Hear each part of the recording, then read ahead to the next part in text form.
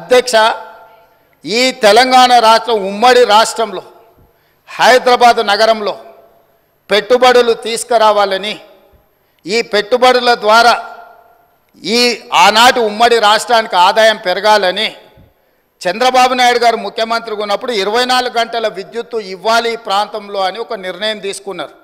Doctor YS Rajasekhara Reddy గారు వచ్చిన తర్వాత దాన్ని ఇంకా విస్తరించి ఐటీ కంపెనీలకు కానీ హైదరాబాద్ నగరానికి కానీ ఒక్క క్షణం కూడా విద్యుత్ కోతలు ఉండడానికి వీల్లేదు అని ఆనాడు తీసుకున్న నిర్ణయాల వల్ల నిరంతర విద్యుత్తు సరఫరా జరగడం వల్ల ఐటీ కంపెనీలు, ఫార్మా కంపెనీలు, hotel industry, food industry, sports అన్నీ నగరానికి వచ్చి ఈ నగరంలో ఒక అంతర్జాతీయ ఎయిర్పోర్టు, ఒక ఔటర్ రింగ్ రోడ్డు, హైటెక్ సిటీలు రావడం వల్ల హైదరాబాద్ నగరం విశ్వనగరంగా అవతరించి ఈనాడు తెలంగాణ రాష్ట్రానికి వస్తున్న ఆదాయంలో అత్యధిక భాగము ఆనాడు కాంగ్రెస్ పార్టీ యూపీఏ 1, యూపీఏ 2లో తీసుకున్న నిర్ణయాల వల్ల ఈ నగరానికి ఆదాయం పెరిగింది. కానీ రాష్ట్ర విభజన జరిగినప్పుడు విభజన నియమావళి ప్రకారం ఆస్తులు, అప్పులు జనాభా దామాష ప్రకారం పంచుకోవడానికి చట్టంలో అవకాశం ఉంది అధ్యక్ష.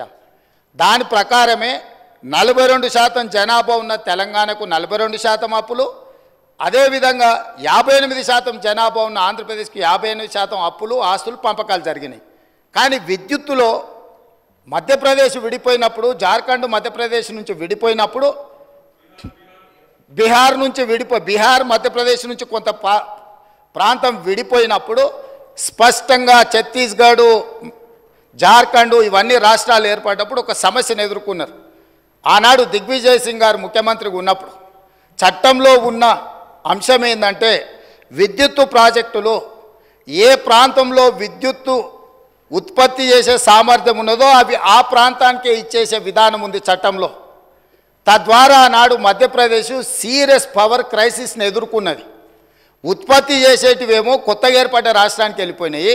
వినియోగం మొత్తం మధ్యప్రదేశ్లో ఉండడం వల్ల చాలా తీవ్రమైన విద్యుత్తు సంక్షోభాన్ని ఎదుర్కొన్నది. అదే సందర్భంలో ఉమ్మడి రాష్ట్రంలో కిరణ్ కుమార్ రెడ్డి గారు కట్టెపుల్ల పట్టుకొని మొత్తం ఇవన్నీ చెప్పిండు, విడిపోతే తెలంగాణ చీకటి అయిపోతుంది, ఎందుకంటే నియమావళి ఇట్లు ఉన్నది కాబట్టి ఇది అటు పోతుందని.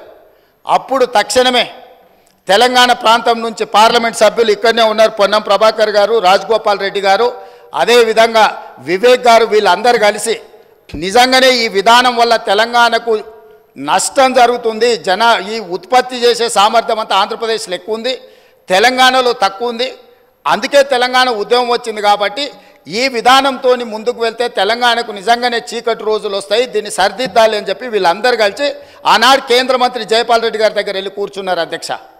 జైపాల్ రెడ్డి గారు అప్పుడు అందరితో చర్చించి తెలంగాణలో విద్యుత్ రంగ నిపుణులతో మాట్లాడి ఏం చేస్తే బాగుంటుంది అని అంటే ఒక సవరణ తీసుకురావాలి. ఏంది?